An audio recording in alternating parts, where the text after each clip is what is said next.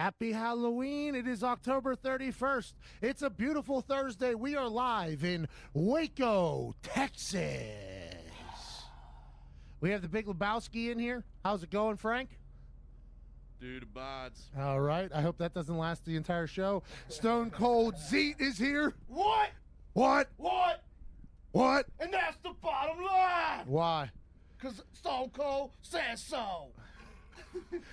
We got Park Ranger Foxy and Joker Ty Schmidt here. We are celebrating an incredible Halloween. Also, a magical day in the sports world. Last night, the Nationals won the World Series in the Houston Astros because Greg, from their sweet ticket sales, ruined the karma of the Houston Astros. Up 2-0, give up 6. Nationals, how you doing? World Series champs back in the nation's capital. Good for them.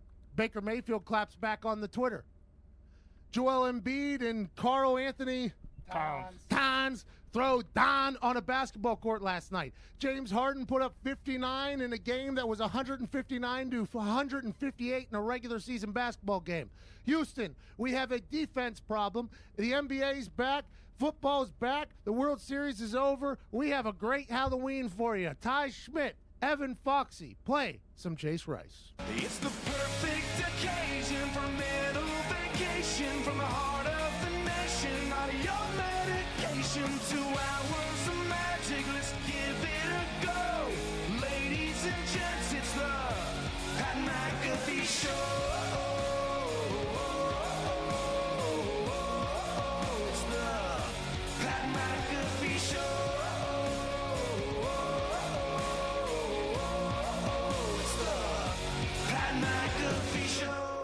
I'm wearing cowboy boot. Yes, it is Chase Rice, by the way. Appreciate that. Country musician Chase Rice made that intro for us for free. He's on tour. If he's in your town, go and check him out. He'll put on a great show. I'm wearing cowboy boots. They're a little bit loud on the stage here. I'm not used to it, but it has made me taller, which I do like. Maybe I'm a cowboy boot guy for the rest of my life. We shall find out. One thing you can't take away from the Nationals is that they are World Series champs. Ty, you're a big baseball guy. Last night when it was 2-0 in the 7th game of the World Series, was there any thought that the Nationals were going to come back and the Houston Astros were going to absolutely blow it at home? Not really with the way Greinke was playing. I know it's probably pretty hard to hear me right now, so I'm going to pop this thing up real quick. Okay, yeah. No, but not really with the way Greinke was pitching, but that's kind of like how we talked about earlier, how like one pitch really can change the entire outcome of the game because they didn't have anyone up in the bullpen. They didn't have Cole up in the bullpen. He gives up a home run, and then you're not getting him warm, so they have to bring in another reliever who's pitched a bunch in the playoffs who they didn't want to use, and then he ends up giving a 2-run homer, and then they're kind of just – they're done from there. Everybody's talking about how Garrett Cole should have been pitching. Yep. Garrett Cole should have been used. Garrett Cole's days as a Houston Astro are over. Everybody's saying he's going to be a Yankee. Yeah, he said right after the game, he said, I'm not a happy employee of this organization. So I think it's basically writing's on the wall that he's out of time. And he wanted to pitch last night, I'd assume? Yeah, I mean, he's just a gamer. I think he just wanted to get in there at some point. And the way that and again, that's why it's tough because Greinke was pitching so well, gives up one homer, and then puts another guy on, and then you have to go to the bullpen. But they were in a situation where they were just going to ride it out with him, and then it got. This is the Houston Astros for people that don't know. Correct, yeah, and it just got to the point where they really didn't have a use for Cole anymore. I mean, they were down, so it's like maybe you don't want the other team to score any more runs. But yeah, I mean, they mismanaged how they used the pitching staff last night. And we have a firm stance here at this show that baseball stinks. Stinks. But watching that last night was awesome. I mean, we were recording the podcast with it. It's out today. Talking to Adam Amin and Dwight Freeney. The conversation with Adam Amin, ESPN play-by-play guy, is a very interesting one. A Muslim in a non-Muslim sports world. It was very cool to talk about him. He was a freshman in high school when September 11th happened. To be able to chat with him about that whole thing, his life since then, just kind of bouncing through America as a Muslim. And it was an awesome conversation. He's an incredibly talented person. I get to work with him every Thursday night. Like tonight, West Virginia takes on Baylor. But we were watching the game while recording the podcast. I thought when it was 2-0, those bats for the Nats were going to get a little tight. I thought the wood wasn't going to get good for the Nationals. I thought there was a chance that the Astros were just going to blow it out at home. First home win of the whole World Series was going to happen, I thought, in Game 7. Good for them. Instead, this National team, I don't know much about baseball, but this Nationals team is a resilient bunch. I mean, they're battling going through hell, and then all of a sudden they just get hot. And that Soto character is going to make all of the money. I don't know if the Nationals are going to be able to pay him. I don't know if they'll want to pay him because the last time they had to pay somebody big, they had to get rid of him to get a good team, which is interesting. Bryce Harper is just sitting at home watching this whole thing while the team that he played for a long time, kind of put on the map for a little bit, just goes and wins the World Series the first year he's gone. That's tough. I mean, that's tough to handle, I'd assume, if I was him. But he's probably happy for the boys as well in the dugout and clubhouse and stuff like that. But is this Nationals team going to be able to sustain? Are they going to be good again next year? Or is this just a run? They were like 19-31 or something at one point. They stunk. Yeah, talking about firing the manager. They were talking about firing the manager. Martinez? Yeah, mid-season because they were doing so poorly. It's tough because they think that Strasburg is already going to opt out of his deal, so he might not be staying in Washington. He was the World Series MVP, so if you lose a guy like that, obviously that hurts. But we talked about it all year. The Nats were just a team of destiny. They faced elimination games 5 times in the playoffs and trailed in all 5 of those games and still found a way to get it done. Okay, we talked to Adam Van Kirk, and he told us he's a big baseball guy here on Change Up. Adnan Kirk, good guy. Adnan Verk. Adnan Verk, yeah. Great guy, great personality, loves the baseball. He said teams of destiny aren't a real thing. I think this Nationals team proved on plenty of occasions this was a team of destiny. Just like the New Orleans Saints were after Katrina, the Patriots after September 11th. You can go through a lot of these storylines where things that are bad happen, all of a sudden they get going. I don't know what happened bad for the Nationals. I guess they lose Bryce Harper. I have no idea. Well, that, again, they just, no one picked them to win that division. They were afterthoughts for most of the year, and then every step of the playoffs they were picked against, so they were kind of playing with house money the whole time. Whenever teams get hot and get going, it's something magical. Momentum's a real thing in the world of sport, and none of it makes sense because there's technique, there's physicality, there's the mental side of it, but momentum is a real thing. And in a sport where it's just one person taking on one person for a majority of it, which is what baseball is, you would think that momentum couldn't happen, but it felt like this Nationals team was riding a hell of a wave of momentum. Now they're popping bottles, drinking, celebrating in the locker room. Old buddy wins a Corvette, can't fit in it. Strasburg would never fit in that car that he won last night. MVP, did he win 2 games in a World Series? That's why he's the MVP? Correct, and he went undefeated in the playoffs. Pretty good. He went 5-0 in the Pretty good. playoffs. How about Strasburg, though, just chilling the whole time? Like, yeah, if we win this, I'm probably winning a Corvette tomorrow or tonight. That's awesome. Good for Strasburg. Where's he going to end up at? Who knows? I mean, I guess if they come to the table and offer him more money, but I mean, he proved that he's one of the top 4 or 5 pitchers in baseball, so I think he can command a pretty penny. We'll see. And he is a barbarian of a man. I mean, he is massive. I forgot how big humans can be until he's standing next to that vet and the roof is at the middle of his thigh. Then when he was lumbering off of the field in that 6th game, it was just what a monster of a man. Baseball can be good. I mean, it can be good, but a majority of it stinks. And a lot of people are saying this. It's not just us. If the Houston Astros don't treat us so terribly, they probably win Game 7 there. Yeah, bad karma. And that stinks for them. I mean, that's tough for them.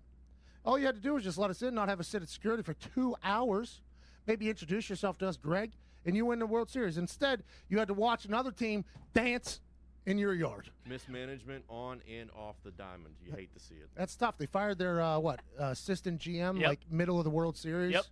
I mean, they didn't deserve to win it. I think they would argue that, too. Like, hey, yeah, we've done everything wrong this year.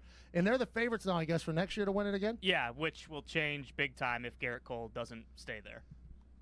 If he leaves, they will not be the favorites to win the World Series. What if they anymore. get Strasburg? What if they bring in take Garrett Cole out, bring in the Strasburg? Now we do a little flip-a-rooney. What happens? They still the favorite if they get Strasburg? Yeah, probably. I can respect that. 9:10 here Central Time in Texas, 10:10 possibly in the Eastern Standard Time Zone, and 7:10 in the Pacific Time Zone, depending on where the hell you are. We talked about the MLB World Series here to lead off the day. Good for us, Real Sports Show. Yeah, hey, good job. Everybody thought we'd come in hot with Baker Mayfield talk because he started clapping back at people. We will talk about that. Everybody thought we were potentially going to talk about the Niners-Cardinals game where the Niners are 10.5-point favorites in Arizona, and the Arizona Cardinals are 40-26-1 against the spread whenever they're home dogs. Everybody thought we were going to talk about that to lead off the show. No, not us. We're a sports show. We talked about baseball even though we don't like the baseball. I would also like to talk to you about something that is becoming a bit of a problem. Who is this? Jizzy J Mac on the joint. Let's make sure Jay does not get labeled Jizzy J-Mac. I would like you to, that's my kin. You know, What? That's just like your opinion, man. You know, a lot of people listening on radio have no idea that you are dressed the way you are. They think that's just your opinion, man. I thought we just picked up a homeless guy. You do look like a homeless guy. This You look, aggression will not stand. did you know that socks are the #1 most requested clothing item in homeless shelters? Well, Bombas is on a mission to change that. They created the most comfortable socks in the history of feet. For every pair of socks purchased, Bombas donates a pair to someone in need.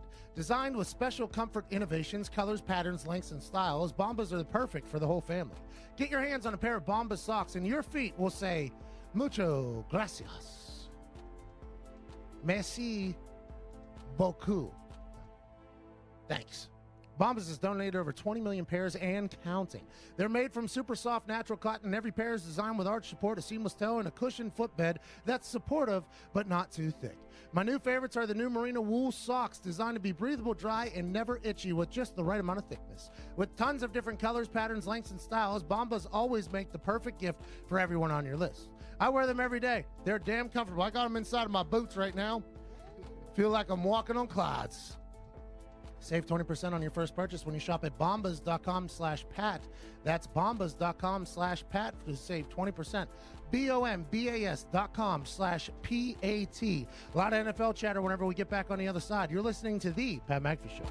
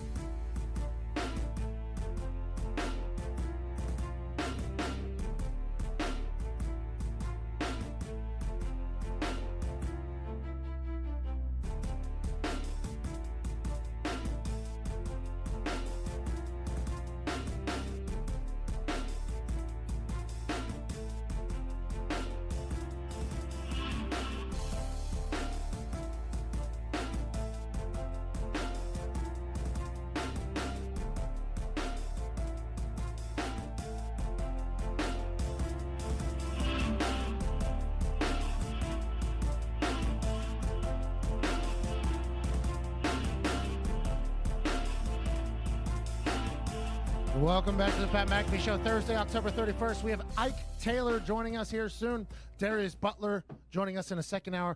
A lot of NFL chatter. We got two badasses outside from Fort Bragg, Fort Hood. Does anybody know? Fort Hood, I think. Fort Hood. Two guys going to Afghanistan on Saturday, hanging out outside. Oh, really? Yeah. I didn't know that. Heading to Afghanistan on Saturday. Just got a chance to chat with him. One guy's named Grayson. I forget the other guy's name. Very chilly outside. Got very hot in this box, though. We kind of hotboxed this box truck there for a second there. Great to be back. Excited to chat about the World Series in the first break. Happy baseball's over. Pretty pumped up about it. I mean, I understand that people like it. I just don't understand why. I think it's because we're from a city where the baseball team is just a bunch of crooks. They just steal from people. But we're also from a city that has the Pittsburgh Steelers. And right now, the Pittsburgh Steelers are only 1-point underdogs in the Indianapolis Colts this weekend. It started out as the Steelers were 1.5-point favorites over the Indianapolis Colts this weekend on FanDuel. I don't know much. I don't think I know much about much. But when it comes to this football thing, I feel like I know a little bit. A little bit. I feel like I've been pretty hot with my bets thus far if I bring out the hammer. Now, granted, the hammer lost when other people made bets for it. But whenever I hold that hammer, much like that dude who has a hammer in those movies. Thor. The God of Thunder. Yeah, when I swing that thing, normally it's pretty accurate. I would hammer the Indianapolis Colts right now at -1 against the Pittsburgh Steelers this weekend as hard as I possibly could at FanDuel. Right now, if you're sitting at home, if you're at the office, whatever you are, go to sportsbook.fanduel.com, find that game, and just hammer the Colts because that's going to go up probably to 3 to 4 if I had to guess. Because people in Pittsburgh have zero respect for the Indianapolis Colts, but anybody who's watched a single football game this year knows that that Steelers team is in trouble, I think. They don't have James Conner. He seems to be hurt. No Ben Roethlisberger. They're not playing Quack, Ducky Hodges, which we all don't love. But I just think this Colts team doesn't get a lot of respect. And for us, that's good because we can profit off of it right now at FanDuel.com. Tonight, the Arizona Cardinals take on the San Francisco 49ers, 10.5-point dogs. This is going to be a game where, once again, I said this on Get Up, and San Francisco 49ers fans have been coming after me hard. I mean, they have been coming after me very, very hard for stating an obvious fact that the San Francisco 49ers have had the second easiest schedule in the NFC thus far. They haven't really played anybody. Yes, their defense has been absolutely dominant. Yes, Nick Bosa has been an defensive MVP candidate. I watched a video yesterday of George Kittle mic'd up where he's literally screaming into Shanahan's ears on the sideline, sign him to a 20-year deal now, talking about Bosa. George Kittle's like, sign him to a 20-year deal right now. He is a game changer, a game wrecker. I completely appreciate and respect that, but they haven't played anybody yet. So to say they're the best team in the NFC after what happened last year, even though Jimmy G zigged instead of zagged towards ACL, I think is a bit aggressive. This team hasn't really had to take on anybody of importance yet, although they have been absolutely suffocating on the defensive side of the ball and awesome to watch. They add Emmanuel Sanders. I like the way they play football. I think tonight, the Arizona Cardinals, 10.5-point dogs at home with a record of 40-26-1 against the spread as a home dog, which means absolutely nothing, by the way. That's just like a roulette table when you walk up and they show you what all the ball has landed on the last 20 times. That has no verification on what's going to happen this next coming spin. But hey, short week. The Arizona Cardinals have gotten a bit creative with Kyler Murray. A.Q. Shipley is running the show in there at center for the Cardinals. If that defense can figure anything out, I think this could be a low-scoring game tonight between the Cardinals and the Niners. And I think the Cardinals can cover. I'm not bringing the hammer out because I don't know enough about these two teams. I don't think either of them know enough about themselves yet to figure it out. I mean, the Cardinals just a few weeks ago were dead. Then they got hot, and they figured it out. Kyler Murray has become an NFL quarterback, so I'm not going to swing the hammer. They just got Emmanuel Sanders. I think they'll use him well. Kyle Shanahan's a genius. George Kittle is a game changer. That defense is awesome. But I'm not sure any of us know anything about this Niners team outside of San Francisco. I assume their fan base in Santa Clara knows about them. I'm not going to swing the hammer on them. But I like this game tonight for both teams. I like what's going to happen, and I think it's going to be a low-scoring game. And I think, ultimately, the Niners are going to get a win, but I think the Cardinals are going to be impressive. Well, Jimmy G is the question mark, right? I mean, he's playing well, but you don't know if they're going to go out there and score 50 points, or you don't know if they're going to go out there and score 24 and just play shutdown defense. Isn't it kind of interesting? Jimmy G is like damn near perfect as a starter, and everybody says that the weakness of that San Francisco 49ers team is Jimmy G. That is a mind blower to me. That guy just wins games. That's what it feels like. Now, granted, John Lynch Kyle Shanahan put him in positions to do that. All Jimmy G does is win and date porn stars and things along that nature. But for me, I like that Niners team. I just don't think they've played anybody yet, and I don't think the Cardinals really know who they are yet. But tonight could be a big test for them. WVU Baylor. WVU is an underdog by 18.5 points or something like that. Yep. Hilarious. Absolutely hilarious. Let's go Mountaineers, getting a chance to call a game for the first time. The school that I went to, going to try to put on for my old teammates. I really like what the Baylor Bears do, though. I like Coach Matt Rule. I like Charlie Brewer. I'm a big fan of them. I like Coach Neil Brown at WVU as well. But this Baylor team, if you haven't gotten a chance to watch them yet, they're the only undefeated team left in the Big 12. Only undefeated team left. My first game I ever got to call was the Baylor Bears versus Texas Tech in the Texas Shootout last year. Fun team to watch play, and they seem to be a very disciplined team and a team that is ready to jump off of a bridge if Coach Rule tells them to do so, and I like everything about that. Should be a fun run tonight. I have a question. Yeah, buddy. Do we know if Jalen Hurts was in the gym after losing that last game? Why do you say that? Was this a big Every thing? week he posts an Instagram of himself.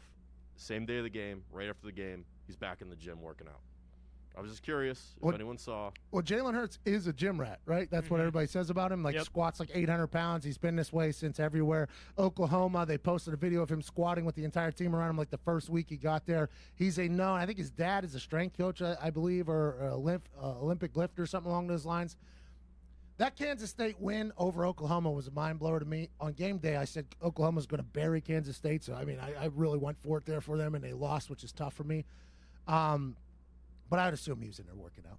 I'd assume Lincoln Riley's turning things around. And I would assume that this Baylor team is very comfortable in the spot that they're at right now, being the only undefeated left in the Big 12. Because the way the college football plays out, if you're undefeated in one of these Power 5 conferences, you're probably going to make the playoffs. Yep. Baylor Bears just a couple years ago won like 2 games.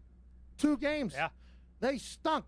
The former coach here, Art Briles. not good things that were happening under his watch. Not good at all. There's a statue of RG3 outside. I mean, it wasn't that long ago that this team was very good in college football. Disappeared. Matt Rule's got him back. Good for the Bears. Also, good for Baker Mayfield. I'm going to pull him up so I get it exactly right.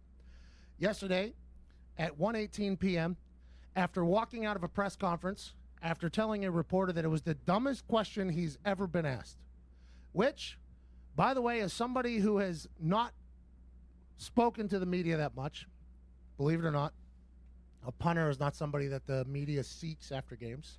No matter how far I punt a ball, it's not like, hey, we want to talk to Pat McAfee today. Baker Mayfield has to be put in front of the media. Basically, every day it feels like he is having to talk to the media. And the way they have it set up is very interesting. He's just standing. It's like a scrum almost. It's not like there's any difference where he's sitting up front and they're sitting away from him. There's no separation. They're kind of in his grill almost. And I think the setup of that was almost a recipe for disaster if anything goes wrong anyways, because Baker, I mean, let's argue, he's a combative human. Mm-hmm. The reason why he is where he is because he's a combative human. The reason why he has gotten to the Heisman talk, the reason why he became the #1 pick in the draft after being a walk-on twice, the reason why he's gotten where he is because he's a combative individual. That's what he is, chip on his shoulder. Mm-hmm. So whenever you have him standing like inches away from reporters, who reporters sometimes, by the way, can start popping off a little bit. They start thinking they're a little bit more important than the game. I mean, that's kind of a classic sports reporter MO. It's almost like, yeah, we matter just as much as you do, which I think they could argue. I think without the media, the game isn't the game. He was asked a couple of different things about the 4th and 16 play call, that whole thing. Well, we didn't want to give the ball back to Tom Brady, he said, which makes sense, by the way. Yeah. Then they asked him, well, were you happy with the drive? That was the drive that they did not pick up a first down. They did not score when they needed it. So Baker, for right reasons, says that's the dumbest question I've ever heard. We didn't score points, and then walks out. The walkout is what looks bad, right? Because he looks like, oh, I'm taking my bat and my ball and I'm going home.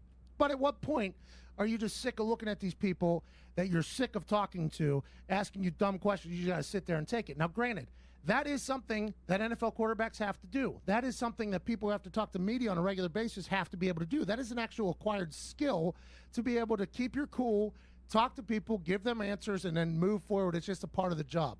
Baker says everybody wants to hear the truth until they actually get it. I am who I am and always have been. Don't call it emotional when it's convenient and then passion when it fits. I care about winning, so yeah, I'm frustrated. If I was to act like it's okay to lose, then y'all would say that I've gotten complacent. My sense of urgency is at an all-time high, and if I offend anybody along the way, that's too bad. I love this tweet. I love everything about this. I also enjoyed the tweet. I thought it made a lot of sense after the fact. When you saw what he just did, I thought it kind of level set. Well, I think a lot of people would consider doubling down, but I didn't think that. Well, a lot of people were like, "Oh, he's triggered. He's triggered. You're emotional. You're rattled. You're this. You're that." But it is interesting how everybody always says, "Well, it's a cliche answer. It's a cliche answer." You give this fake answer. Well, he's a cliche machine. He's a quote machine. He's this. He's that. Nobody ever gives a real answer. And then when somebody does give a real answer, whether it's Baker Mayfield or others in the history of sport that have done this, it's always a big uproar. Oh, this guy's arrogant. This guy thinks he's bigger than the team. This guy's this. There's no winning in most of these situations, especially if you're losing. When you're losing, everything gets compounded. Winning makes eating better. Winning makes water taste better. Winning makes sex better. Winning makes life better. When you lose, everything stinks. Winning cures all. Winning kind of puts a camouflage over all the bad, and it's a week-to-week thing over all of the bad, and then once you lose, all of that gets spotlighted immediately. So Baker Mayfield not performing up to what everybody thought he was going to be, bang, put a spotlight on it because they're not winning. Baker Mayfield getting mad at a reporter for asking if he was happy during a drive that they needed to get points and they don't get points, bang, let's spotlight that immediately, his reaction. Then Baker comes out on his social media and says, I'm sick of it, basically, is what he said. Don't call it passion when it's convenient and emotional when it's convenient. Don't do this. I'm just going to be me, and I'm going to keep it moving. That's why I like Baker Mayfield. I appreciate Baker Mayfield. Has Baker Mayfield let me down? Absolutely. I mean, I was on Get Up when Rex Ryan said he's overrated as hell, saying, whoa, whoa, whoa, Rex. Whoa. Because I like the way Baker plays. I like the way he operates. But right now, and we can all agree with this, that Browns team stinks. I mean, granted, they had to play against the Patriots. Everybody stinks against the Patriots. But nothing has shown anybody that Browns team is going to be good. And when you're the quarterback, you just got to sit there and take it because that's just what you got to do. I think Baker will learn that as he gets older because he's spending so much energy and emotion on this. Had to tweet, so obviously it was getting to him how the reaction was. Because anytime Baker does anything, he gets spotlighted. That's why whenever him and Richard Sherman's thing happened, it blew up because Baker Mayfield is a firestorm. Everything he does is a firestorm. And it obviously got to him. That's why he felt the need to tweet. And if that takes away from you playing good football, then people should judge him. But if he's going to continue to play well and if he's going to start to play well and start to win games, everybody has to get off his ass. But if he continues to lose, this is just going to happen tenfold. I mean, it's only a matter of time before every reporter wants to be the guy that gets Baker to be mad because that makes them relevant, that makes them feel good, and they know that the internet's going to love it. See, and that's what I found interesting, and then it didn't really come out until after the fact, but this reporter, Tony Grossi, apparently has gone on record. Like, he said that he would retire if the Browns drafted Baker. He's always been like a huge critic of it, and granted, that's part of his job, but you can also argue that this guy was just being an ass for the sake of it, trying to get under his skin. Like, that was his goal the whole time. He wasn't necessarily trying to get, some like juicy clip. He was like, all right, I'm gonna do what I can to blow this up. Were you happy with the drive? Exactly. And Baker, by the way, a guy who is very much knows what everybody's saying about him, knows that this guy has bashed him for a long time. Exactly. So Baker Mayfield has to walk into a press conference with a guy that has openly talked massive amounts of ish about him. Right. Publicly to an entire city, this guy has talked about him. And you're just supposed to sit there and be professional. And that's the interesting thing. You'll read an article in, like, the Indy Star will write some hit piece on, like, I don't know, DeQuell Jackson, I'll say. DeQuell Jackson's this overpriced linebacker who can't perform. And that writer's name is on the article. Okay? And back in the day, like, don't read the press clippings. Now that doesn't happen. Everybody reads everything that's out. You have to. You have to keep a pulse on what people are saying about you because those people that are saying things are potentially swaying opinions of people that don't know you. So people are judging you strictly off of the words of other people that have never met you before. So you have to keep the pulse of what's being said about you. That's why whenever people are like, oh, you're reading about yourself, you're doing this. Yeah, you have to. You have to be known. You have to know what people are saying about you because that is swaying the opinions of others to think about you that have never met you before. So we read this article, and I don't know if it was DeQuell. It was somebody notable. Maybe it was Robert Matt. I don't know. It was somebody who could beat the hell out of said writer. Now, granted, most writers are little twerps anyways, very talented people, good brains, but all of them could get snatched in half if they really wanted to at any given moment. But I think this particular writer went pretty heavy at one of those. We all read it. We all saw it. And then the next day, that guy is in the locker room walking around looking for interviews, right? Mm-hmm. I'm friends with the guy that this guy just buried publicly to an entire city. And I very much understand, like, oh, that's his job to do that. But it felt like he got a bit personal. At some point, it's hard to bury those personal feelings you have towards somebody and remain professional, remain business. Because in our world, if you talk about us, like, okay, we're either going to talk about you too, or we are going to swing on you. Like, that's just the way it goes, especially in this competitive world that we're in. And it's a very interesting fine line that happens in locker rooms on a regular basis, especially when you're not doing good. Getting buried by reporters, and then those same reporters expecting quotes from you to help their career, to help their profession, and also hoping that you pop off just a little bit so their name stays relevant. It's a weird thing. But once again, this only happens when you're losing. When you're winning, none of this happens. The writers mean nothing when you're winning. Nothing. But when you're losing, it all gets magnified, and you always want to just bang, kick them in the ass. There was one time a writer wrote that, like, Chuck was getting fired or something like that. Mm-hmm. Like, massive hit piece on Chuck Pagano, basically. Massive. And that guy came into the locker room the next day, like, skipping in, you know. And we're like, is our coach getting fired or whatever? He's like, well, from my sources, that's what I was told. And we're like, well, who are your sources, though? Did Jim Irsay tell you that he was, no, I heard from other people. It's like, that's a wild thing, because you got some guys in here that are like best friends with Chuck Pagano. You're writing like a slanderous hit piece that guy's getting fired. His family's going to have to move after he just beat leukemia, basically. Yeah. And we're just supposed to talk to you as if you're a normal human. We're supposed to keep it very professional with you. That's a tough thing to do, to balance, and I don't think that gets thought about a lot, especially whenever this guy who openly hates Baker probably hates him, then he's just poking the bear, and then all of a sudden Baker, instead of punching the guy, walks out. That's big news story. Then they expect him to be sorry about it. It's like, come on, dude, we're all humans. We got to remember, at the end of the day, these are all humans, and if somebody just openly bashed you, and then they expected you to give them a quote within 2 inches of your face when you're already mad because you're already disappointed, not only the Browns fans, not only the Browns organization, but yourself too. And then that person is just poking the bear. I mean, it'd be hard not to just be like, hey, why don't you catch this right in the mouth, pal? Why don't you get this left right? It would be hard not to do that. It would be very hard. And I'm happy I never had to do it because my position didn't matter enough. Well, and that's the issue, right? Is these guys, like, they can put everything under the guise of, like, hey, listen, I'm just doing my job, all right? I'm just doing my job. And they forget that that's where the phrase comes from. The pen is mightier than the sword. Like, these guys can sway the public opinion of an entire city and basically screw over a guy, you know, whether it's responsible or not. Well, that's like commentators, right?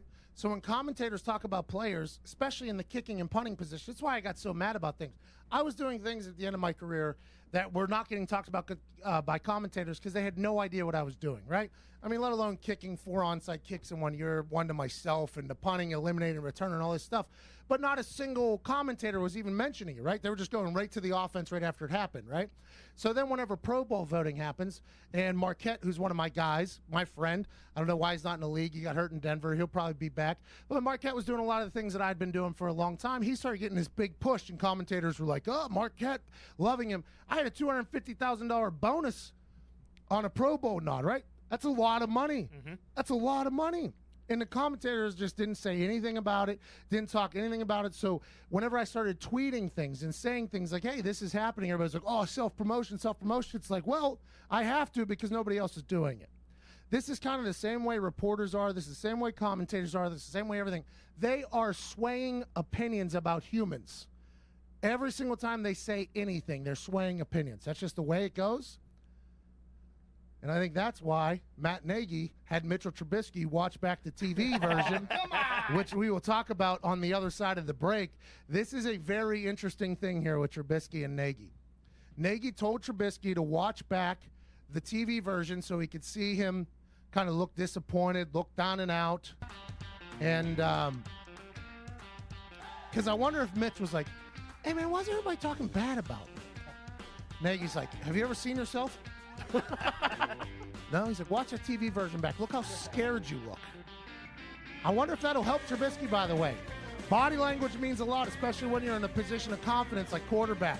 What if Matt Nagy telling him to watch the TV version completely flips around the Bears season with Mitchell Trubisky? We're done, and that's the bottom line. We'll be back on the other side of this thing.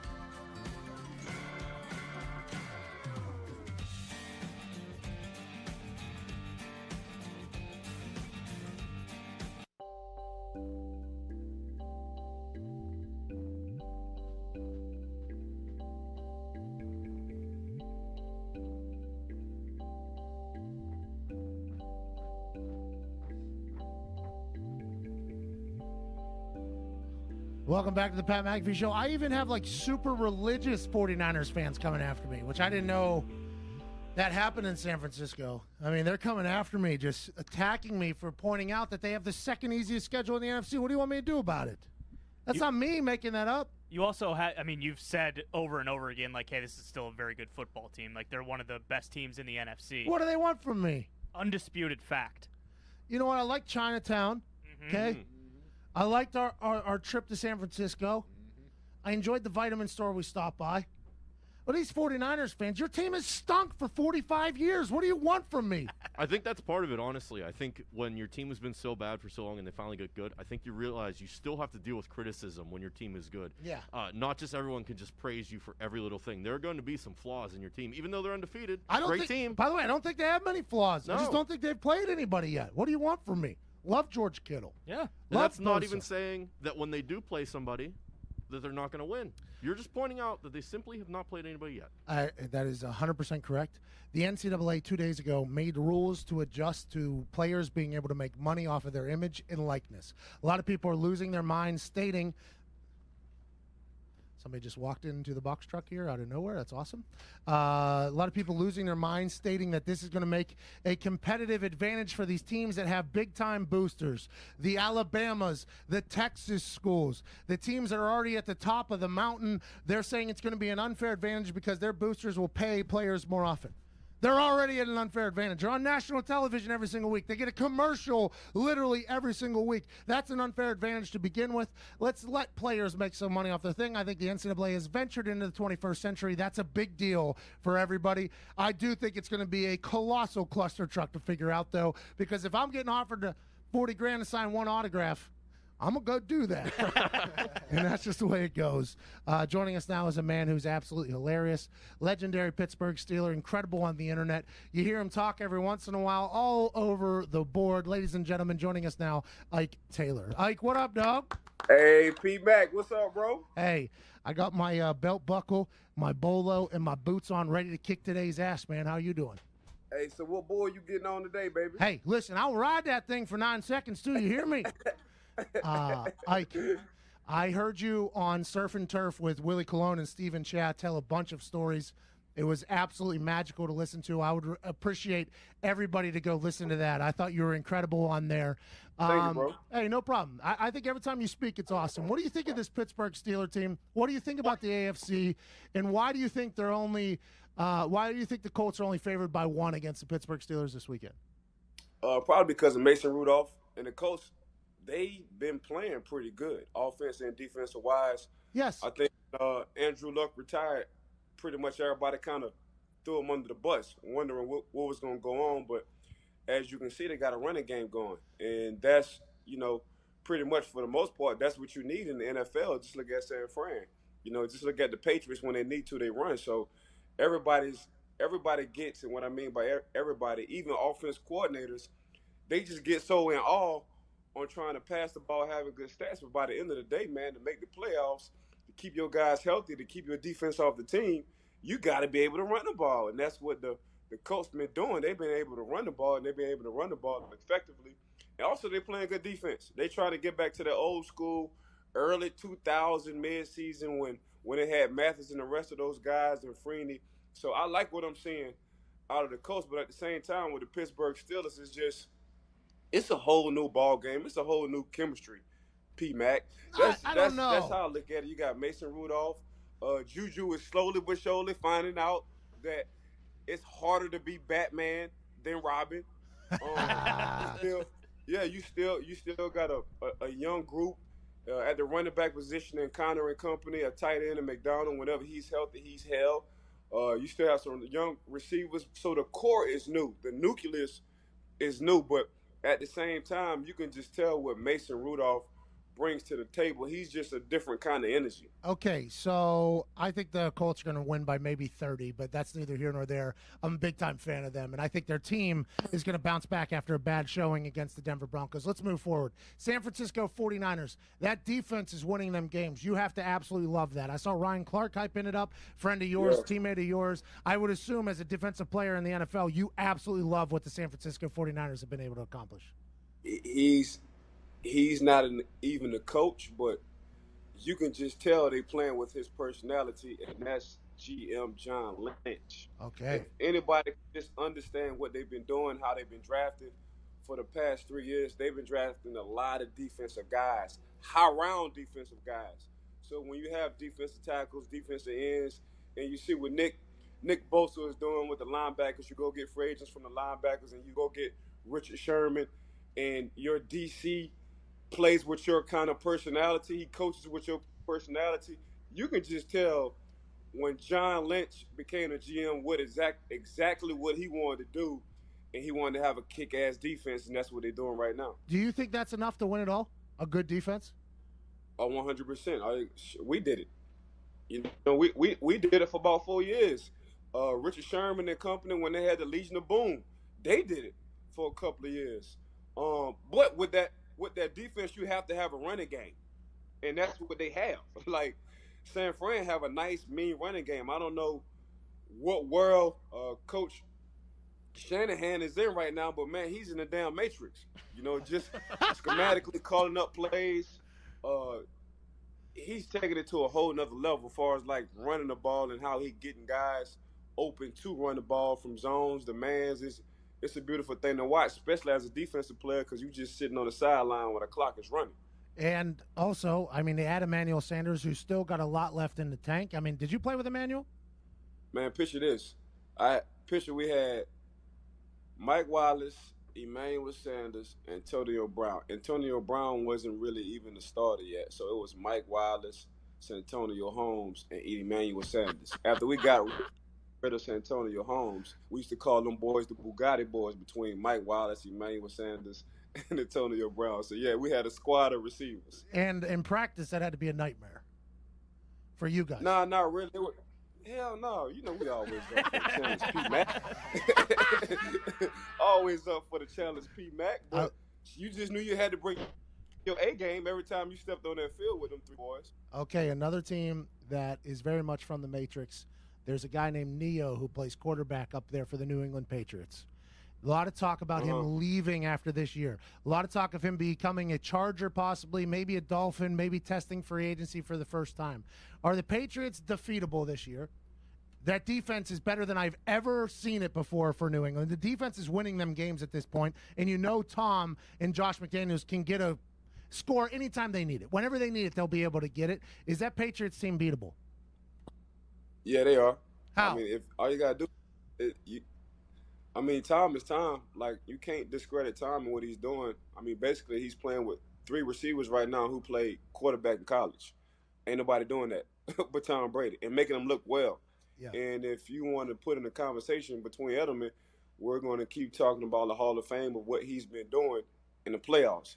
So only Tom can get three receivers who played quarterback in college and make them standout receivers in the NFL. Only Tom. But at the same time, all you got to do is just look at the scope when they played the Buffalo Bills. So the Buffalo Bills really didn't have a good offense at the time. I think Josh Allen got hurt, but the defense played stout against Tom Brady and company. So if you just look at the record, I don't know if you got your stat guys that can pull it up. Just look at the record, the wins and losses, who the defense been going against. I don't think they, other than Buffalo, anybody with a winning record. No. So they've been playing some okay teams. And the defense, you can't knock them.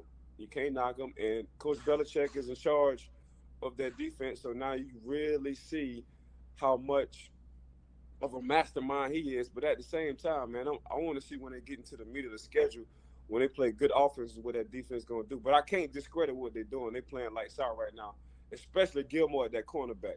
Do you think Tom wants to leave because everybody talks about how smart Belichick is? Do you think he wants to build his own legacy, or do you think this is all just a fluff? You think it's all fake?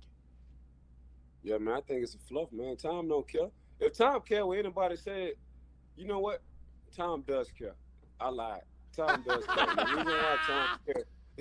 And the reason why Tom cares is because he still plays with that chip on his shoulder from being a 6th-round draft pick. In my mind. That's my opinion. So, but him caring about what other people are saying about him leaving and why he should leave and the brains of Coach Belichick, by the end of the day, Tom Brady still got to make that accurate pass. By the end of the day, Tom Brady still got to make that accurate check. By the end of the day, Tom Brady still got to drive his team down to the field. So you can say what you want to say about Belichick, but you can't discredit what Tom Brady does and what he does in the clutch. Okay, let's. We got like 2 minutes left, and I want people to listen to Believe in Steelers podcast with Ike Taylor talking into a microphone. It's going to be incredible. I can't wait to listen to it. Every time you talk, I enjoy it. Also, another guy, every time he talks, the world stops. Baker Mayfield, your thoughts on him rather quickly. He just walked out. How about this? Has a reporter ever wrote something terrible about you and then been a foot and a half away from your face the next day and like basically egging you on to get mad? Nah, they know better. See, at the time, hey, P-Mac, at the time, the reporters knew better. The reporters knew if you're going to write something bad about Troy, James Harrison, Ryan Clark, James Ferrier, if you wrote anything bad, your ass needs to stay out of the locker room. we definitely going to check you. But at the same time, P-Mac, we were so close in that locker room. If somebody wrote something, I remember somebody wrote something about Debo, James Harrison. We boycotted that reporter. We wouldn't even look at him. Like nobody in the locker room.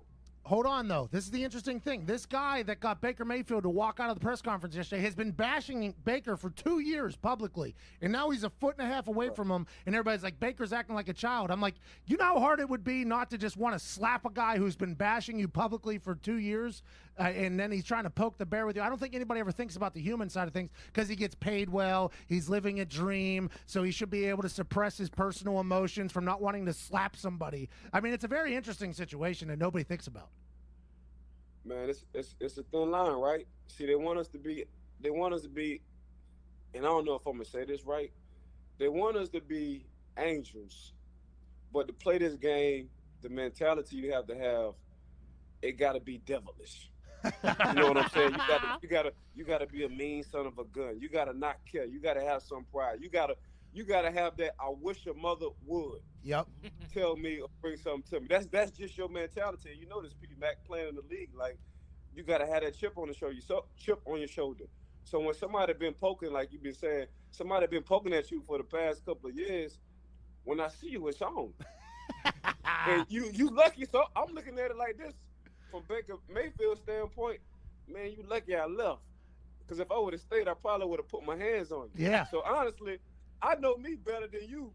I know myself better than anybody else. So you know what? Let me go on leave, man. Y'all gonna say what y'all want to say, because I've been knowing this guy, and I finally get a foot and a half away from him. Man, I could have. Two-time Super Bowl champion, Pittsburgh Steelers legend, Ike Taylor. Believe in Steelers podcast is available every Tuesday on all streaming services. Ike, I appreciate the hell out of you, man. Have an incredible happy Halloween. Thank you, bro. Cheers. Thanks for the invite. Hey, no problem. Come back soon, will you? Yes, sir. I'm telling you, that's a real thing, though. These guys are bashing players, and then they walk in, and I understand they got to do their job, but, man, could be tough. We'll be back on the other side. More riveting conversation. This is the Pat McAfee Show.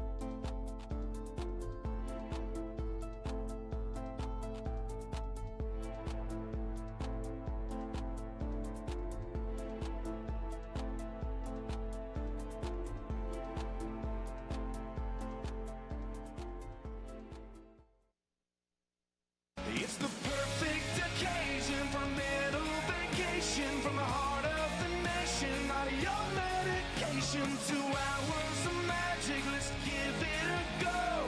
Ladies and gents, it's the Pat McAfee Show. It's the Pat McAfee Show. It's the Pat McAfee Show. Yes, it is, Chase. I appreciate you so much for that. It is a beautiful Halloween Thursday, October 31st. We are live in Waco, Texas, which I've learned is dab smack in the middle of Texas, in between Dallas and Austin. I thought the Big Green might have been filmed here when we landed. There's not much here, but good people and good times. We're in the back of a box truck dressed up in different costumes because it's Halloween. I am a cowboy with my belt buckle, my bolo, and my grumpy kickers on my feet. Got snake skin on my feet. Feel like I can walk into any saloon in Texas and get ready to kick some ass. Probably get my ass kicked down here in Texas, to be honest. A lot tougher people down here. I just believe that's the way it goes. They chew, they spit, they talk hilariously, and they keep it moving. Joining me, Big Lebowski, Nick Morotto on the couch. How's it going, Nick? Doing great, buddy. Good to be here. I tell you what, this is a good look for you. If you could ever grow your hair like this. Oh, I wish. Believe me, I wish. It's thinning. It's on its last legs. If I could have this back, different game, different Nick, ball game. Halloween for you is like Throwback Thursday for the humans that got more and more ugly through their life. You know what I mean? It's like Throwback Thursday is like, oh, look at these good old days back in the day when I had, you know, this and this. Dudes are like, look at this beard and this hairline I used to have whenever I was in shape before I got into accounting and gained 750 pounds. Hashtag TBT. You know what I mean? It's like a dream come true. For you, Halloween's like that, I think, right? This aggression will not stand. You did not deserve what I just did to you there. In the booth, handling the graphics in his own little cage here from Victoria, Texas. What? The Texas Rattlesnake. What? Stone Cold Zeet. How's it going, Zeet? What? Oh, my God, you look hilarious. He's been walking bare-chested with this leather vest all around this very high-end hotel. We've been getting nasty looks from sweet old ladies and children, but they need to understand that that's the bottom line. Cause Stone Cold Z says so. Look at you, nailed that. That's the first time he nailed the line if you're just joining the show. Park Ranger Foxy's in the back. He's got a hat and sunglasses on. Easiest costume I've ever seen. Yes, sir. And the Joker is here, Ty Schmidt. Incredible costume, Ty. Thank you, I appreciate it. It's about 150 degrees inside this thing, but you know, it's worth it. Somehow the misery plays through that smiling face. Why so serious, Ty? Why so serious? I have that question asked to Joel Embiid and Karl Anthony Towns. Last night, the NBA had a game that was 159 to 158 in the Houston Rockets versus the Washington Wizards. James Harden scored 59. An extra 100 was scored by the rest of them. I have no idea how that happens in a regular season basketball game. Hilarious attempts at defense. That's an all-star type score. Obviously, the Houston Astros blow it against the Washington Nationals. But the big story of sports last night, in my eyes, was 2 7-foot-tall men scrapping it on the basketball court in a sport that has gotten perpetually soft. Michael Jordan says it. The old school Pistons say it. These guys couldn't play when we play. Hand checking, body bagging, all those things. Now Tim Donaghy and the refs blow it at any single little sign of contact. Last night, 2 7-foot-tall dudes decided to scrap, and I am all the way here for it. All the way here for it. Joel Embiid, known Twitter legend. That's the only place I know him from, really. Don't watch a lot of Sixers games. I guess Ben Simmons got a jumper, so everybody's excited about it. Last night, Joel and Kat, K-A-T, scrap in the middle of the court. Joel Embiid had an eye gouge at one point. They ended up on the ground. Karl Anthony Towns was tapping out to a Ben Simmons rear naked choke, which is absolutely beautiful. Joel Embiid heads to the Twitter afterwards, says, great team win. I was raised around lions, and a cat pulled on me tonight. LMAO. Got his mama giving middle fingers left and right. That's some serious real estate. Hashtag fight night. Hashtag I ain't no, am I allowed to say the word? I think so. Bitch. That's good for the NBA. I mean, especially Game 7 last night, World Series. To have two big guys fighting, two pretty big names in the NBA fight, I like it. If that's going to be a sign of things to come for this NBA season, I like it. I like that there's potential real competition this year. Steph Curry broke his left hand, which doesn't really matter for his shooting thing, but it does make me wonder, is Steph Curry just going to be broken at all times? First the ankle, then the hamstring, now his hand. He's a game changer, a trailblazer. His putt-putt show that was on ABC, actually pretty impressive. I think his wife has her own television show. Steph Curry, is he at his end of his NBA career? Is Steph Curry and the Golden State Warriors completely done? Kevin Durant this morning on First Take told Stephen A. Smith that Draymond Green is 100% one of the reasons why he decided to leave Golden State. Is that Golden State Warrior team, which Steve Kerr said had been living in a fairy tale world, not a real world, are they done? Are they completely done, especially now that Kawhi Leonard and the L.A. Clippers, the Lakers, and Pop are still in the West? Is Steph Curry, the Golden State Warriors, all just going to disappear and fade off into never, ever land where we never, ever hear from them again? I think it's possible. Foxy, big-time basketball fan, what do you think? Well, you know what? At the beginning of the season, Charles Barkley said the Warriors were not going to make the playoffs, and I thought he was absolutely crazy, and I don't know why I ever questioned Chuck. Well, Charles Barkley has this incredible ability to just say whatever the hell he wants, whenever the hell he wants. He told the vice president to shut up a couple of days ago. Chuck is a guy that we can assume knows basketball better than most people. But whenever Kevin Durant decided to leave and go to the Nets, Golden State Warriors fans are like, don't need him. Draymond Green said, don't need him. We got Klay Thompson still, even though he's not playing this year. We got Steph. We got Draymond. We got a team. We got Kerr, who's a great coach. But now they just look like terrible. And the guy who changed the game, for the better, I think. For the better. I think making three-pointers like a pivotal point of basketball is good news. He's out now for the foreseeable future. Golden State Warriors are dead. See you later. Let's have a moment of silence for the Golden State Warriors being good at basketball there for a little bit.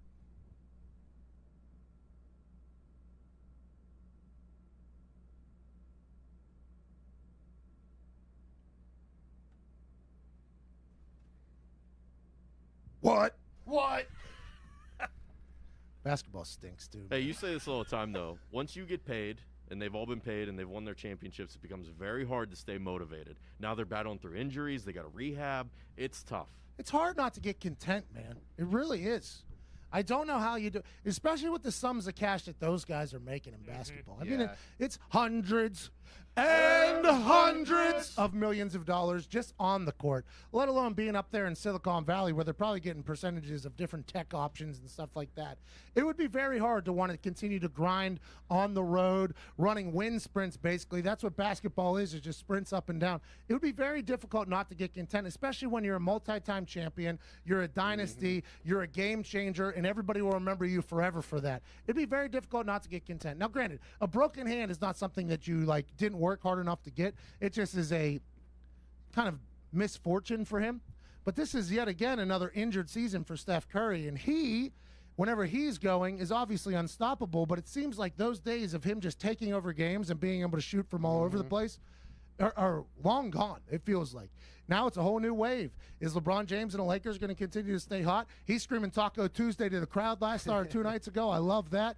But I just think the Steph Curry Golden State Warriors dynasty is dead. And that's a shame because I enjoyed watching them play basketball late at night whenever I couldn't sleep.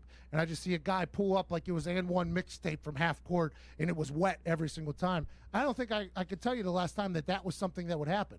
Whenever you're watching and anytime Steph Curry would pull up, you're like, that's definitely going in. Yeah, never. Absolutely never. And that's Never. the I mean, it hardest definitely part. happened. Hold on. I mean, not never.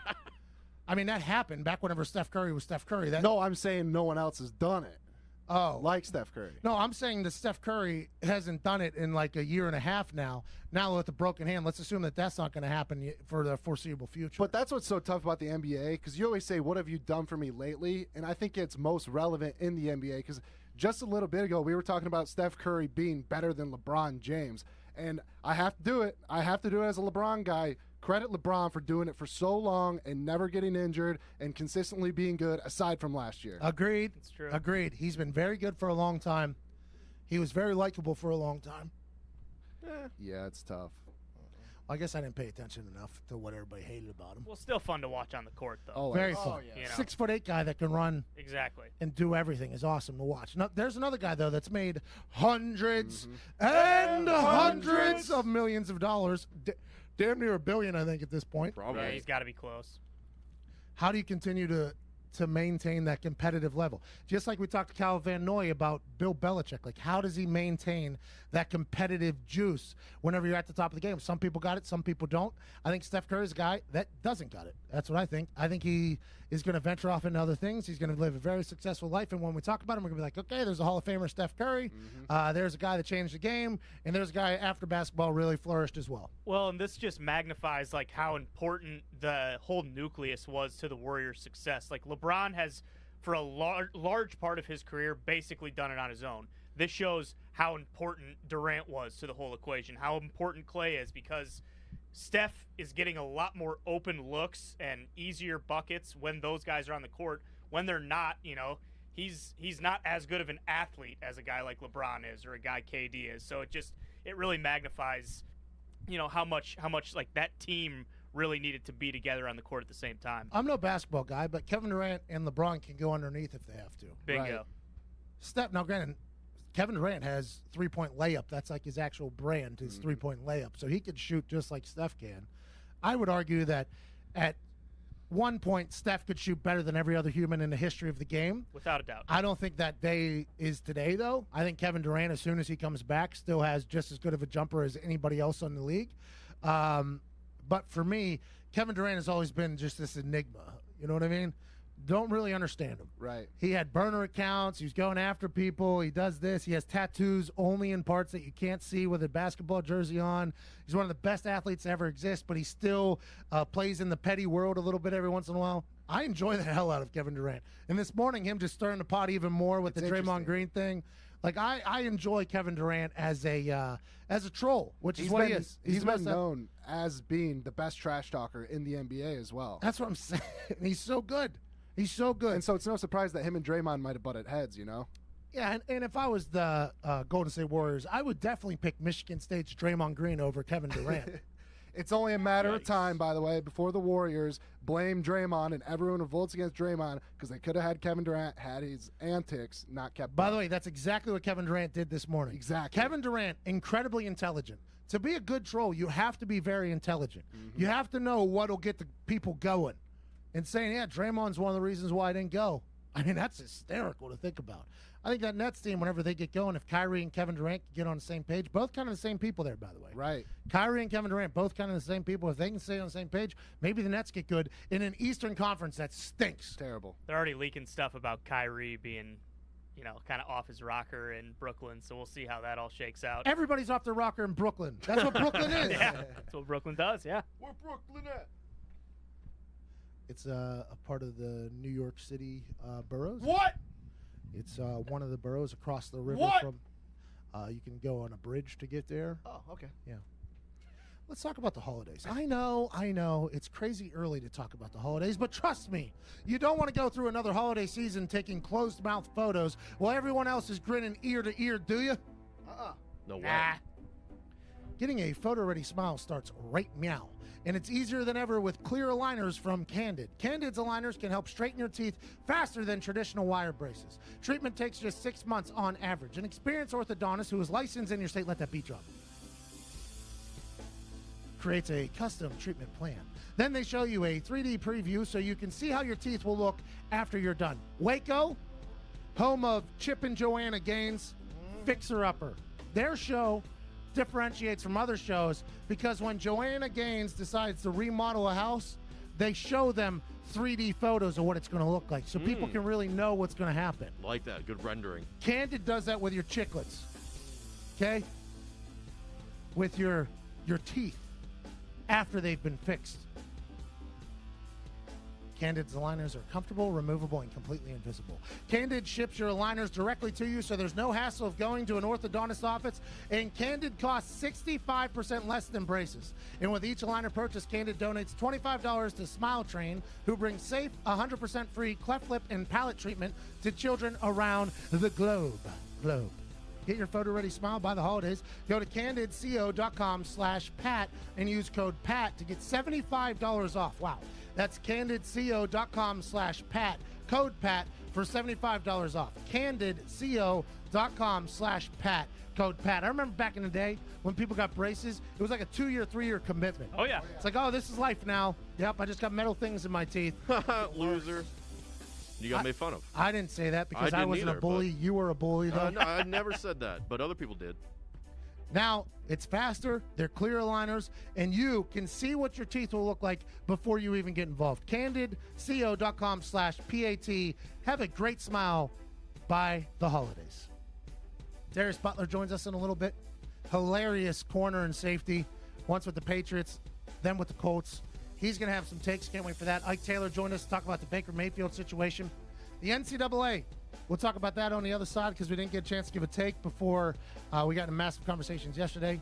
Stone Cold Zeet's here. We're thankful you're listening. We'll be back on the other side. This is the Pat McAfee Show.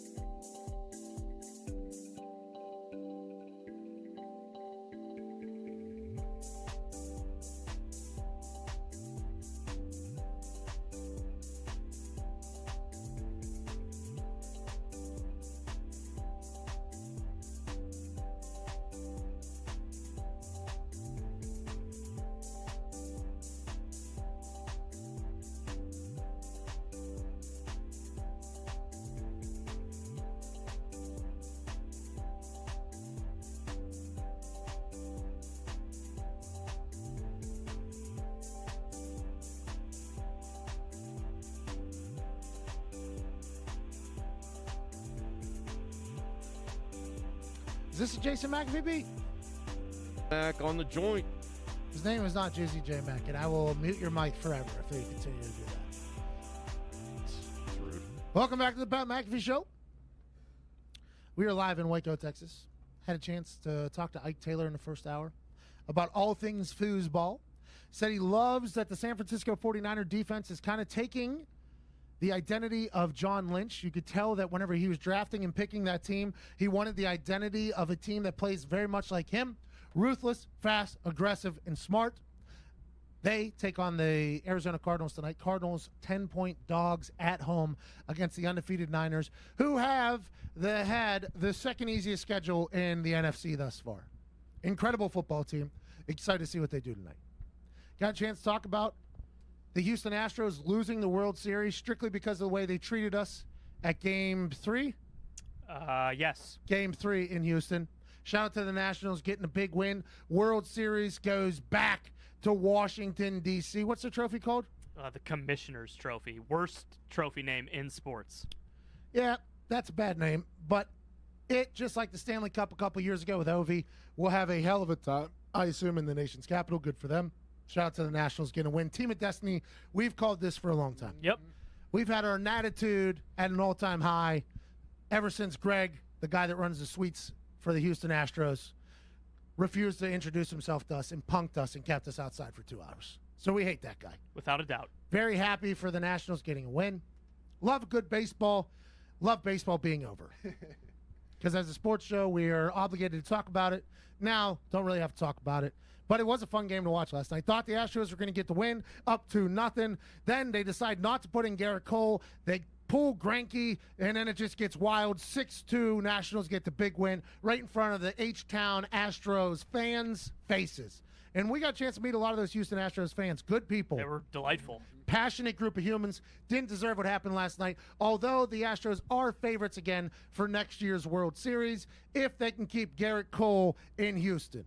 Garrett Cole said, do I have to do this interview? I am unemployed now currently because his contract was up. Mm-hmm. He was a guy that did not get to pitch last night, even though he wanted to. A lot of controversy in Houston, the Astros organization. For the Rockets, James Harden puts up 59 points last night. They win 159-58 over the Washington Wizards. Two big dudes fought. Baker Mayfield, we had a chance to chat about that, about how Baker Mayfield's resistance from slapping a dude in the mouth who has been publicly insulting and bashing him for years, tries to poke the bear and cut him off when he's giving answers in a press conference. And then Baker decides to just walk out instead of slapping the guy. Yes, unprofessional walk out of your press conference. Yes, there are other quarterbacks that probably could have handled it in a better manner. Yes, to all of these things where people are like Baker Mayfield, can't handle the pressure, can't handle the losses, doesn't know what it's like. But the particular reporter that asked him the question has been bashing him for 2 years, which is something that this guy is getting a thrill out of the Browns stinking and Baker Mayfield having a bad year. Baker knows that.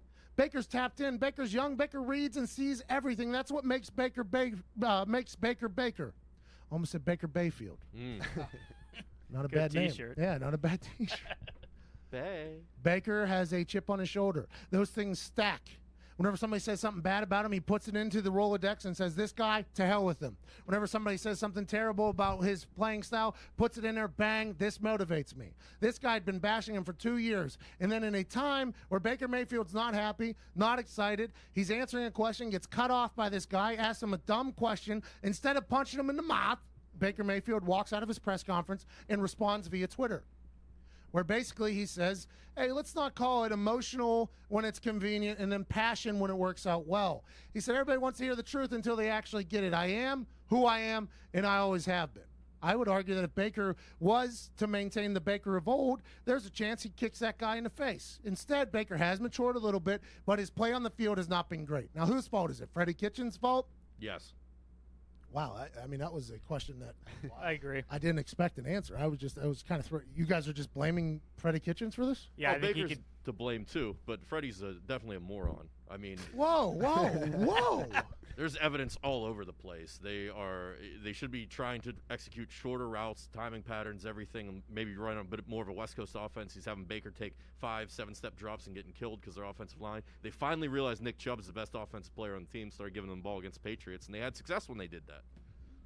Turns out NFL games aren't actually like Madden, where you can just have guys run like 75-yard streaks every single play, and it works out every once in a while. Like, crazy that doesn't actually work in the NFL. Now, granted, we don't know what happened during the bye week, right? True. Because they had to play the Patriots, which everybody knows. Patriots makes you play left-handed. They take away your best, blah, blah, blah. So we don't really know what changes have happened for the Browns, other than the fact that the 4th and 11, they had a false start so they could have a 4th and 16, which is a bad decision. Yes, Freddie Kitchens might be in way over his head, but Baker Mayfield has not played well either. So Baker Mayfield has to get kind of walked out in front of this media every day, and he has to answer questions. And they know he has a personality, and he can't just sit back and say, we're going to focus on next week. We're trying our best.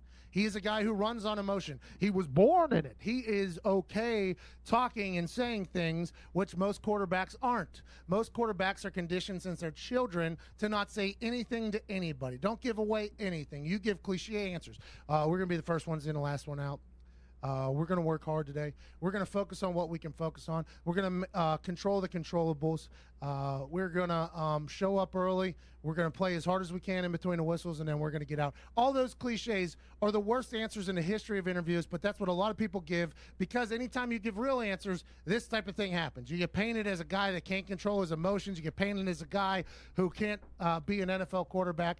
Baker Mayfield had a little pop-off session yesterday with a press conference with a guy he hates, and instead of punching him in the mouth, just decided to walk out and tweet later, and now the world is uproar, because that's what happens with Baker Mayfield. I think the Browns stink. I assume they fire Freddie Kitchens. Maybe Odell Beckham sticks around. I don't know. He's been maintaining this at a professional level, but I don't know what the future holds for the Cleveland Browns. It could be tough. Here's a question for you. Go ahead, Nick. How long can Baker continue to do this and people keep saying, well, this is what fuels him, this is what makes him play better, because he hasn't played better, and he's been doing this for a couple weeks now? Winning cures everything. If they start winning, this will all end. And their schedule gets a lot easier coming up. Yeah, I mean, they just had to play the Patriots out of the bye week. The NFL did them no favors. I mean, you get a chance to play against a team that prepares as if it's a bye week every single week. I mean, they have double the study sesh than everybody else. I mean, it's just they weren't set up for success there. But if they have success, all this gets covered up. If not, I think Baker Mayfield has enough self-awareness to realize that things aren't going well. If they continue to lose, I think Baker Mayfield will realize that and kind of calm down a little bit. I honestly believe that. I think that. I hope that. I don't know, but he has to. He has to just start winning games. Does the locker room love this move, or are they indifferent? The locker room probably hates that guy. We talked to Ike Taylor, the guy that's been bashing your quarterback the entire time. The rest of the locker room hates that dude. Now, granted, that guy falls behind the veil of, I'm just doing my job. I'm just doing my job. Yeah, I agree you're doing your job, but if your job is just to talk trash on somebody and then you expect to show up in front of them and get quotes and ask them questions and be treated in a professional manner, I mean, that's an interesting view of the world. That is a very interesting view of the world. I would assume the locker room hates that guy, but that locker room has a lot bigger problems than that guy. That locker room knows that their head coach has not been putting them in good positions to succeed. That locker room knows that they were supposed to be great this year and they're not. That locker room knows all those things, so it's probably, as soon as that's over, he sends out those tweets, they're moving on to other things. I would think, I would hope, I have no idea. Speaking of thoughts of being better than what you are, Jerry Jones yesterday came out and said that he thought their record would be better than what they are right now. Jerry Jones can officially be slated under the disappointed in his team category. Jerry Jones can officially be called a guy that thought his team, just like the rest of the world, was going to be good, and they're not currently good. Their last game was incredible, had a bye week. Will they be able to continue to ride that momentum? Will Dak Prescott be able to be the great quarterback that he has shown on a couple games, or will they be that trash offense that they've shown on numerous games? They didn't get the deal done, which is going to be a distraction no matter how you want to talk about it.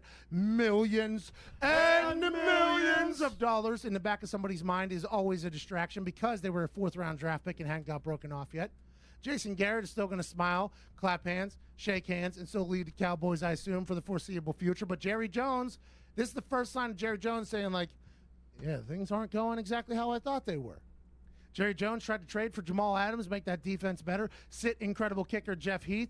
The Jets, who told Jamal Adams that they wouldn't trade him, had to hear that Jerry was ready to give a first and like a fourth or something for him and said no for it.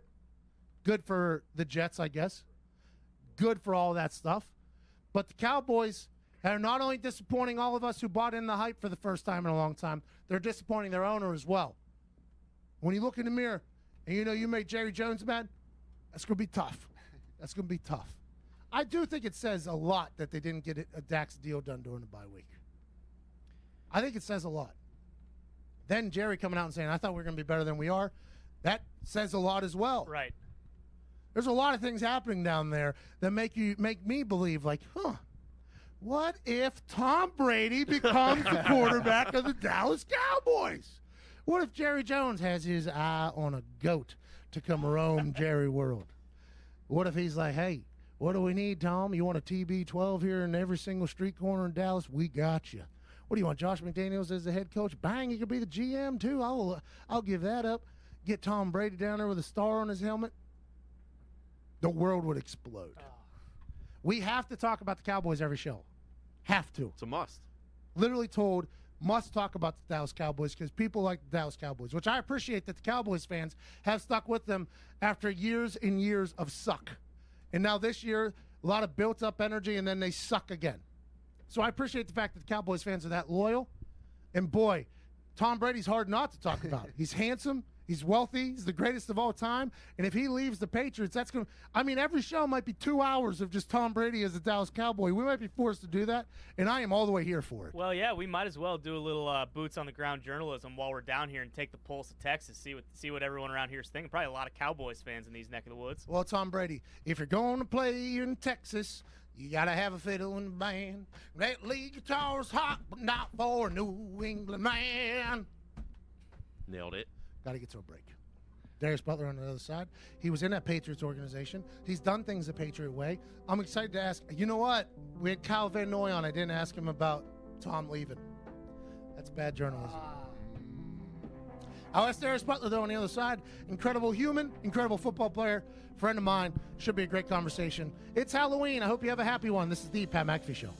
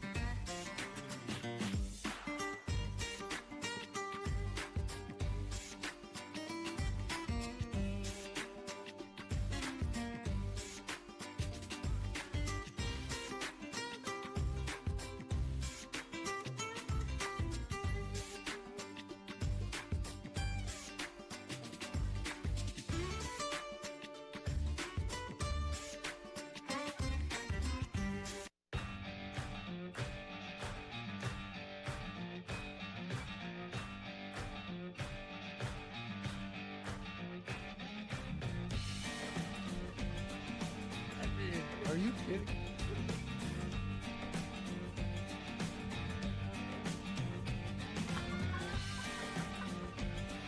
Welcome back to the Pat McAfee Show. Happy Halloween.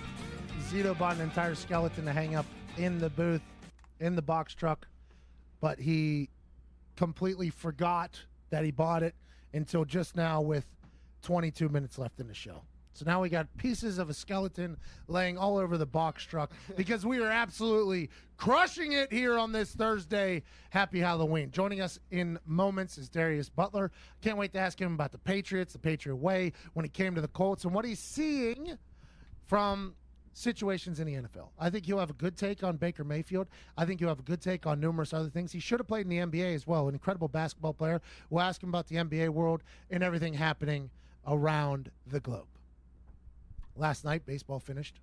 Congrats to the Nationals winning the World Series. They won the Commissioner's Cup. Commissioner's Trophy, yeah. Still a terrible name. Yep. Just like the league. MLB is a bad league. I think we need to cut it down to about a quarter of the games. About a quarter of the games, and give me only the aces pitching. You know what I mean? Give me only the aces, and I think I'll be a big fan of it. Nonetheless, the Astros lost because of bad karma. Hopefully they'll be back if they can sign Garrett Cole. Joining us now is a man who was drafted by the New England Patriots. Incredible nice belt, man. Hey, thank you. You see that belt buckle? Hey, you see that? You see that belt buckle? That's A1 right there. Hey, I got a bolo on too, man. We're down here in Texas, down here in the big. Looking like Phillip Rivers. Hey, don't put that on me. I got no kids yet. I see you, man. Joining us is Darius Butler, ladies and gentlemen. D-Butt, what up, man? What's happening, man? Thanks for having me again. Hey, thanks for coming on. It's been too long. Excited to get your thoughts on numerous things. Tom Brady, the chatter is that he has voided his contract. He's going to be out in New England next year. He's going to the Los Angeles Chargers. Everybody's saying that. Do you see that happening? How is he still so good? I don't see Brady playing another jersey. Why? I think the last we see of him, I don't see it. I don't see why. You know, he's created such a legacy in New England.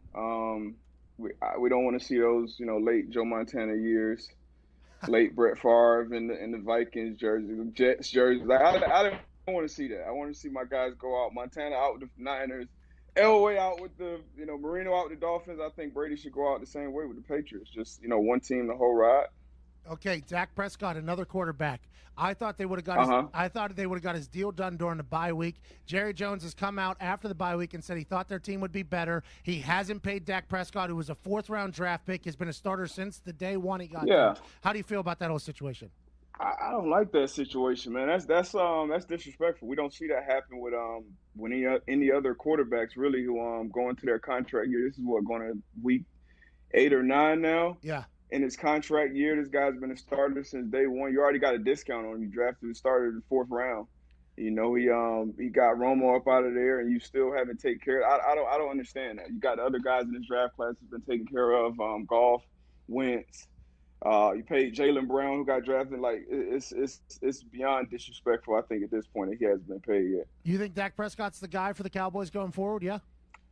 I mean, I think he is. I mean, if you look around, you look at how many teams are in quarterback needy situations, like 8 or 9 teams who need quarterbacks. So what's the alternative? He's been playing solid football. He hasn't been – obviously they're built to run the ball. They're built to play defense, and Dak he's good. He's more beyond good enough to do enough to get those guys into a place to contend. But so, I mean, he's in that situation. We see a guy like Kirk Cousins who's been playing great the last 4 or 5 weeks. But you get $84 million guaranteed. Like, I mean, come on now. I've been a starter since day one. I'm doing my thing. Like, come on now. Take care of me, Jerry. Kirk Cousins, as soon as you get paid, expectations are set, though, right? I mean, that's why we thought there for a bit that Kirk Cousins was a stooge and a sellout. We were going after him very hard. We were going after Kirk Cousins very hard. He's redeemed himself. He has, but shown a lot of grit. He's shown a lot. He put the blinders on. He kept trucking, going forward.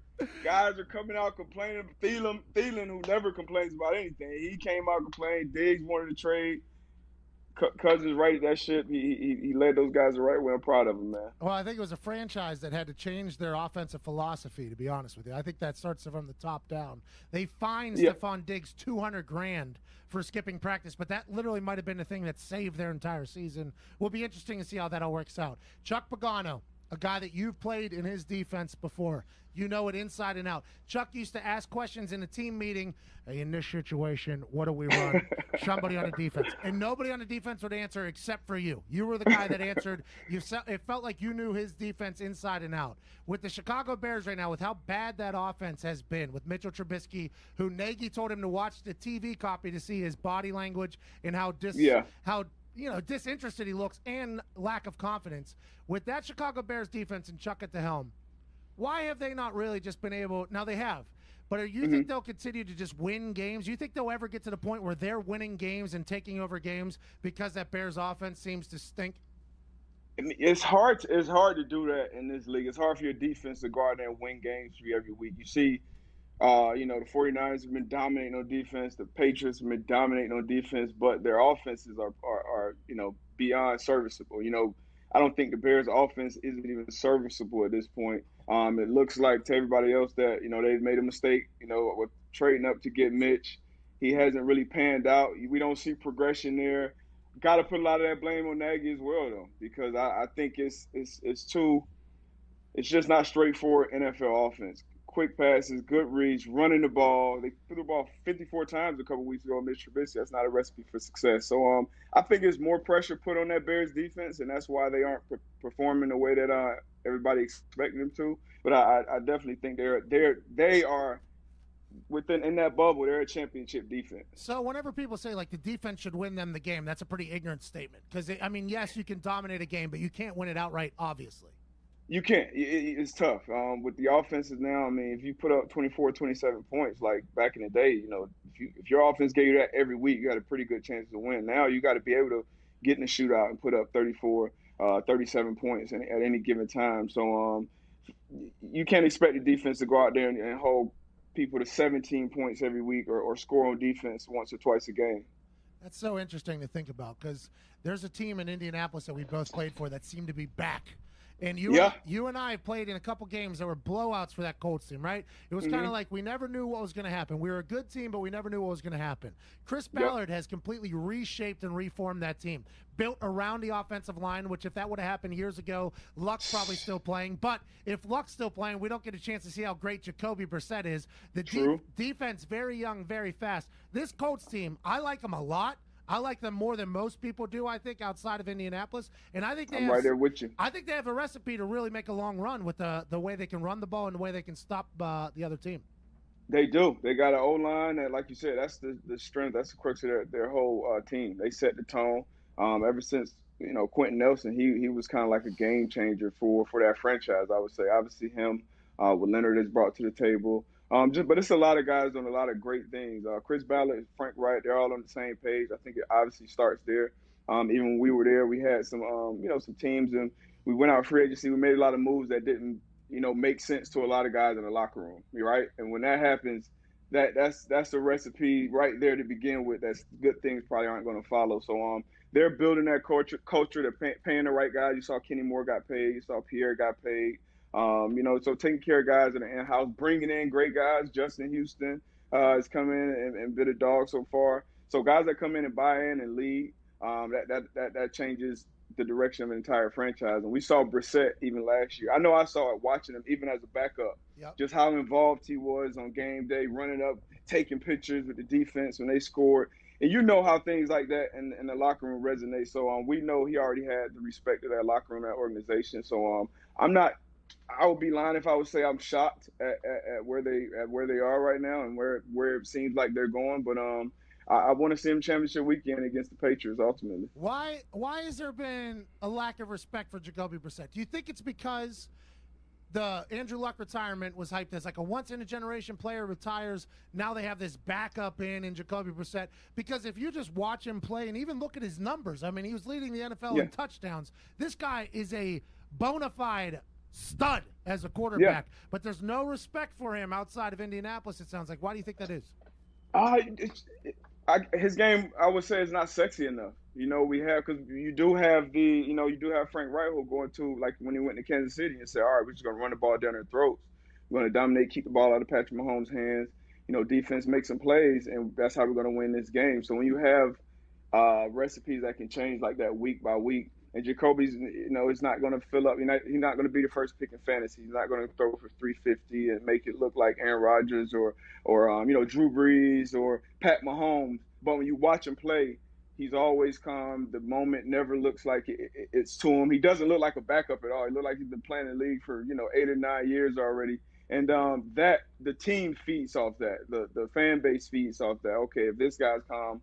He was getting knocked on his ass in that Houston game, and just see him keep getting up and battling and then play to get out of Von Miller's grasp and make that 40-yard rope to T.Y. on the sideline to basically save that and win that game. If you're watching, you're paying attention, you can see what he's doing. But from the mainstream, I can see how it can go under the radar. But I think the Colts like it that way. T.Y. Hilton, by the way, most underrated wide receiver in NFL history, probably, if I had to guess. Absolutely. That's real. I mean, it's a lot of guys go underrated there. I see it in Indy outside of Peyton. Well, it's because whenever Luck got there, Luck was kind of a boring interview, so everybody just stopped sending their media, right? Because Luck was just like this. So nobody ever talked about the Colts. I mean, we'd get to the playoffs, and nobody even knew we had a team, basically. And then all of a sudden, they're like, oh, this Andrew Luck guy, once in a generation, you heard him at Stanford. It's like, yeah, we've had a pretty good little year here, too. And now I'm trying my best to bring the hype machine back to Indianapolis because I like the way the team's built, and I think they're going to win games. Okay, quick question, because you are a defensive savant.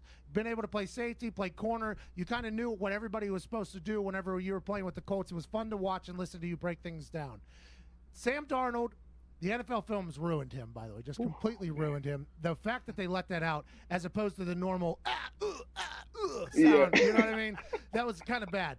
But whenever a quarterback – that was terrible. When a young quarterback, though, says, I'm seeing ghosts, and whenever a young quarterback is obviously getting rattled by what the defense is doing, what is the biggest difference between NFL defenses and college defenses, and why does it seem like younger quarterbacks are struggling more and more coming into the NFL, and what's the separation?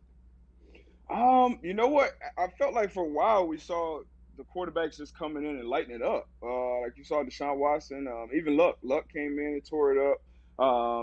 Patrick Mahomes, when he got his first ride, his second year, he tore it up. But a lot of these coordinators have put a lot of the offensive game plans and things that they do from college into the NFL level now. But the difference about NFL teams and defenses and coordinators, and especially the Patriots, they do it better than anybody else, is when defenders, as a pro, you not only know what you're doing, but you know why you're doing it, right? So if everybody on the field knows, okay, this is the blitz we're running, that's one thing to know it. But now when you get to a higher level defense, coming out of huddle, okay, we're going to show this blitz, but we're going to run this blitz. So we're going to show this coverage pre-snap, but we're going to run this coverage, post-snap. So if I'm playing, so for instance, me and Vontae, we got a ton of reps together under our belt. So I would already know, okay, if we're playing two, all right, we're going to make sure a little three look early. We may show this look early. And when you know that, if you got guys like Dolphins, for instance, just throwing young guys in there, they can't figure that out. They're just trying to figure out where to line up. You know what I mean? But now when you have veteran guys like the Legion of Boom, for instance, when they play together for so long, you just know that continuity, you build it. And that's what they have from the bottom up in New England. Everybody knows what they're doing, why they're doing it. And if you get a young quarterback and a coordinator or a coach that doesn't know what they're doing, you're going to see ghosts. Okay, so that cover 0 on 3rd and 22. I, as somebody who's just watched a lot of football, I was like, oh, they're trying to tank. Like, that is a decision, that is a play call that is just stupid. Now, granted, I saw some people on the internet like, no, it's not a bad play call. They're trying to get after I was one of those people. That was saying what? I was like, you know what? F it. You're 0-6. Drop your nuts, man. Send the house. Send the house. What do you got to lose? If they get it, whatever. We weren't really trying to win anyway. If we don't get it, I look like a defensive genius. Whatever. What do you got to lose? But that play was more about execution. The players were just on two completely different pages. But that should be a simple 2-on-1 tackle every time. Yeah, because what is it? It seemed like the one corner didn't stick with the drag or didn't let the safety know. Is that exactly what happened, or are they just? That's exactly what happened. So pre-snap, when you look at those guys, especially if you're in a zero coverage, so if you're going zero, and we lost him. He was about to get into it too. I think there was really about to be a good defensive talk there. Whenever we used to have team meetings, somebody all right? What was that sound? Nothing. I thought we were losing a balloon back there. When we would have defensive meetings and we're playing against somebody on a Wednesday, we'd have team meetings. They'd talk about the defensive side of things. Whenever Chuck would ask a question to the defense, we'd all be in there. there was only one person that answered every single question. And it was literally Darius Butler. He was just like, we should do this because of this, because of this. It's just, I think that type of thing, whenever you have a guy like that who knows everything about everything, is such a big deal. What are you guys laughing about back there? Something big happened? Keep going. Just keep going. What happened? Nothing that we should talk about. What happened? Literally nothing that we should talk about. What happened? If we talk about, people will no. Just keep going. Oh, no. Yeah, it's not good. Oh, it's not good. no. Bad show. Stupid show. Not great what we just did. We lost Darius Butler. I wish we could have talked to him longer. Seems like this sounds like this was our fault. We hung up on him. That's not on us. It is on us, actually. That's 100% on us. That's on Stone Cold Zeet for burying the conversation, burying the call. We apologize for that. I feel like we had a pretty good little day today, though, on this beautiful Halloween. 10:53. He's back. Technology, man. See? I hit the AirPod on you. Yeah, we got like a minute and a half left. All right. You got anything you want to You say? ready? Anything you want to talk about? You said something about the never- Los Angeles Rams that I found interesting. You said right now you don't know how they're going to survive paying 4 big games. Yeah, those are tough contracts to build around. Assuming that they pay Jalen Ramsey, assuming they make him the highest paid corner in the league, it's you can't look around at a lot of teams that are built like that have sustained success built around huge mega contracts. So you got probably one of the highest paid running backs, one of the highest paid quarterbacks, one of the highest paid defensive players. It's hard to build a good competitive roster with depth. How behind mad? that. How mad is Aqib Talib right now? He's pissed. Yeah. He's pissed. I don't think we see him suit up in Miami. From what I'm hearing, they just basically paid a few $1 million to move up a couple rounds in the draft. But I don't think, Talib has been playing with contenders for the last probably 8 years of his career. He doesn't want to go to Miami to a rebuild job. So I don't see that working out well at all. All right, D-Butt. Well, we got to get to a break. I appreciate you so much. You're a legend. Hey, You should have played in the NBA. I don't know if we just hung up on him again or not, but D-Butt, I appreciate you, dude. Hey, appreciate you having me, man. Have a good one. We'll talk to you soon. All right, bro. It's been an incredible Halloween. Niners, Cardinals tonight. West Virginia, Baylor. World Series. Congrats to the Nats. Life is good. Happy Baker didn't slap that dude in the mouth. You guys have a great night. Be safe. This has been the Pat McAfee Show from Waco, Texas.